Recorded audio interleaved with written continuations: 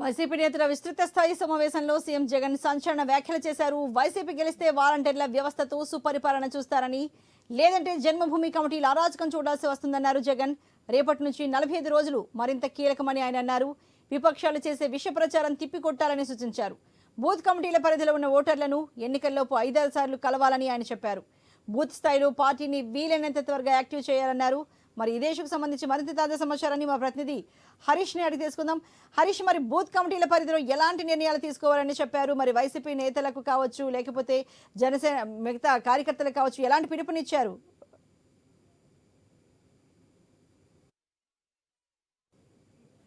Polling booth సిద్ధం అనేటువంటి slogan తో ఈ రోజు సమావేశం జరిగింది. ప్రధానంగా చూసుకుంటే ప్రతి పోలింగ్ బూత్ లో కూడా 60% పైగా ఓటింగ్ ని క్యాప్చర్ చేయాలన్నటువంటి ఒక ప్రధానమైనటువంటి సందేశాన్ని ముఖ్యమంత్రి జగన్మోహన్ రెడ్డి పార్టీకి సంబంధించినటువంటి క్యాడర్ కు జారీ చేసినటువంటి సిచ్యువేషన్ కనిపిస్తుంది.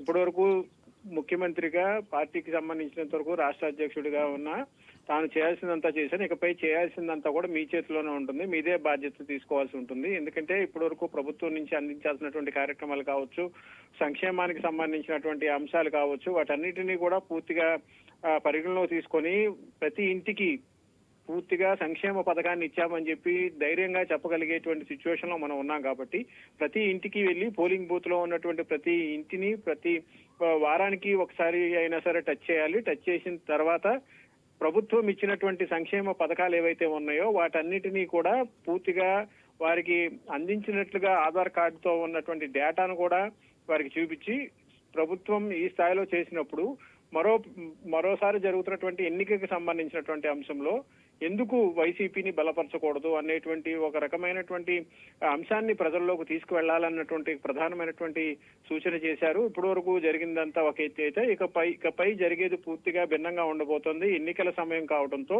ప్రతిపక్షాలు చేయాల్సిందంతా చేస్తారు కాబట్టి ఒత్తిళ్లు కావచ్చు, బలవంతం కావచ్చు, బెదిరింపులు కావచ్చు, ఇవన్నీ ఉండేటువంటి అవకాశం ఉంటుంది. కాబట్టి ఈ వ్యవహారాలన్నింటినీ కూడా క్యాడర్ పరిగణలోకి తీసుకోవాలి. పోలింగ్ బూత్ స్థాయిలో మాత్రం ఎట్టి పరిస్థితుల్లోనూ నిర్లక్ష్యానికి గురి చేసేటువంటి అంశాలను పరిగణలోకి తీసుకోకూడదు.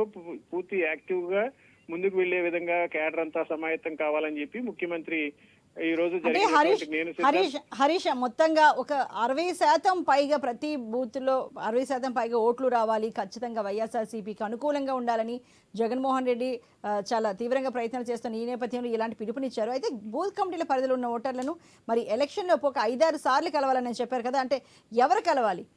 ఆయా నేతలు కలవాలా, లేకపోతే అక్కడ ఉన్న వాలంటీర్లు కలిసి ఏవే ప్రభుత్వం ఇస్తున్న పథకాల గురించి వివరించాలన్నారా? ఎవరెవరు కలవాలని చెప్పారు ఈ సందర్భంగా సీఎం? నియోజకవర్గం అంటే ఇప్పుడు మీరు చెప్పినట్టుగానే స్థానిక శాసనసభ్యుడు లేదంటే బూత్ కమిటీకి సంబంధించినటువంటి నాయకులు ఎవరైతే ఉంటారో వాళ్ళు ఉంటారు. లోకల్ గా పవర్ లో ఉన్నారు కాబట్టి కార్పొరేటర్ కావచ్చు, మండల స్థాయిలో ఉన్నటువంటి సర్పంచ్ కావచ్చు, ఎవరైనప్పటికీ కూడా పూర్తిగా నియోజకవర్గం అయితే నియోజకవర్గం, డివిజన్ అయితే డివిజను, లేదంటే లోకల్ సర్పంచ్ అయితే సర్పంచ్, ఎవరైనప్పటికీ కూడా ఒకటే అంశం, నేను సిద్ధమయ్యాను, నా పోలింగ్ బూత్ సిద్ధం అంటే పూర్తిగా అక్కడ ఉన్నటువంటి నాయకత్వం మొత్తాన్ని కూడా తిప్పేటువంటి ప్రయత్నం జరుగుతుంది.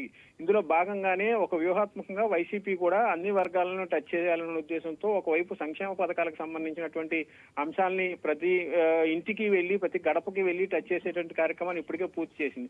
ఇప్పుడు కూడా వచ్చేటువంటి ఎన్నికలను కేంద్రంగా చేసుకుని వైసీపీ ప్రభుత్వంలో అధికారంలోకి వచ్చిన ఈ 5 ఏళ్ల కాలంలో చేసింది ఇది.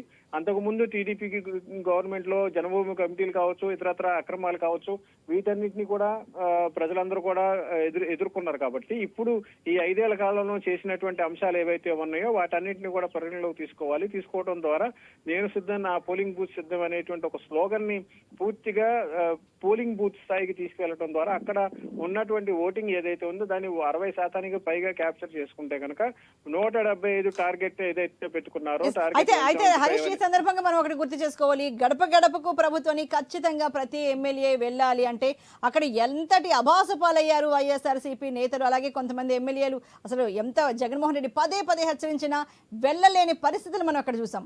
మరి ఈసారి నేను సిద్ధం, నా పోలింగ్ బూత్ సిద్ధం ఎలా ఉండబోతుంది అనిపిస్తుంది హరీష్? ఖచ్చితంగా ఇప్పుడు మీరు ప్రస్తావించినటువంటి అంశాలనే ఇప్పుడు ముఖ్యమంత్రి కూడా ఇండైరెక్ట్ గా ఆయా పార్టీలకు సంబంధించి పార్టీలో ఉన్నటువంటి కేడర్ దగ్గర కూడా ప్రస్తావించినటువంటి పరిస్థితి ఉంది.